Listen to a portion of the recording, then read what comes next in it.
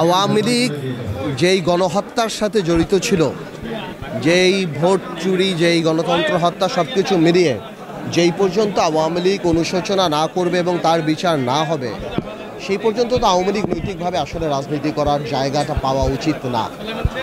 এখন অন্য কোনো আওয়ামী লীগের নেতৃত্ব পরিবর্তন হয়ে যদি সেই ব্যাপারগুলি অনুশোচনার জায়গা বা সেই ক্ষমা চেয়ে জাতির সামনে আসে, তাহলে জাতি ঠিক করবে। পলিটিক্যাল পার্টির ভবিষ্যৎ আসলে কলমের খোঁচায় হয় না, জনগণ ঠিক করে। বাট আমি মনে করি নৈতিক জায়গা থেকে আওয়ামী লীগের রাজনীতি করার কোনো সুযোগ নাই। তাদের যে মাইন্ডসেট, তারা যে কথা বলছে যে এই যে এতগুলি মানুষ মারা গেল, এতগুলি হত্যা, এত অ্যাট্রসিটি, এই যে গণহত্যা, এই যে লুট, এগুলির ব্যাপারে তাদের অনুশোচনা না থাকলে তো নৈতিকভাবে আসলে সুযোগ নাই রাজনীতি করা।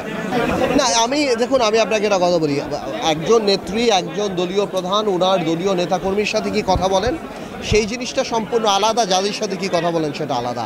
আমি কোনো নেত্রী বা কারো কথা বলবো না। আওয়ামী লীগের তরফ থেকে, আওয়ামী লীগ তো বড় রাজনৈতিক দল, আমার কাছে মনে হচ্ছে আওয়ামী লীগই আগামীতে রাজনীতি করতে ইচ্ছুক না। বিকজ আওয়ামী লীগ গত 16 বছরে সেকেন্ড টিয়ার পলিটিশিয়ান বানাতে পারেনি।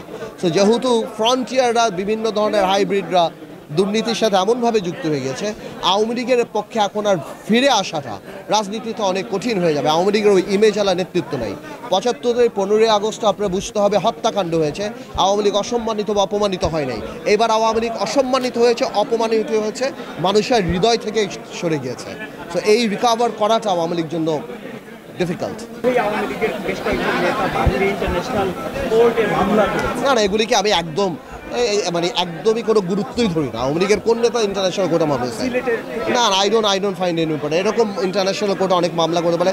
মামলার আগের বিচার যদি হতে হয়, তাহলে আওয়ামী লীগের রাজনৈতিক দল হিসাবে সেই বিচারের একটা স্কোপ আছে বা সামনে ইনশাল্লাহ হবে। আমি মনে করি এটা রাষ্ট্রপতির ব্যাপারটা এখন ডেড ইস্যু। এটা 1 মাস আগে একটা ইস্যু ছিল, এই ব্যাপারে কথাবার্তা হচ্ছিল। বাট আমার মনে হয় ওই ইস্যুর চেয়ে বড় করে কার ছবি নামবে, রাষ্ট্রপতি যাবে কি যাবে না, এগুলির চেয়ে বড় ইস্যু নির্বাচনমুখী সংস্কার, জনগণের ক্ষমতাটা জনগণের হাতে দিয়ে দেওয়া ভোটের মাধ্যমে। কত দিনের মাধ্যমে না, যত তাড়াতাড়ি সম্ভব। বাট অবশ্যই এরকম কোনো একটা ব্যাপার না যে আপনি বছরের পর বছর লাগিয়ে দিচ্ছেন।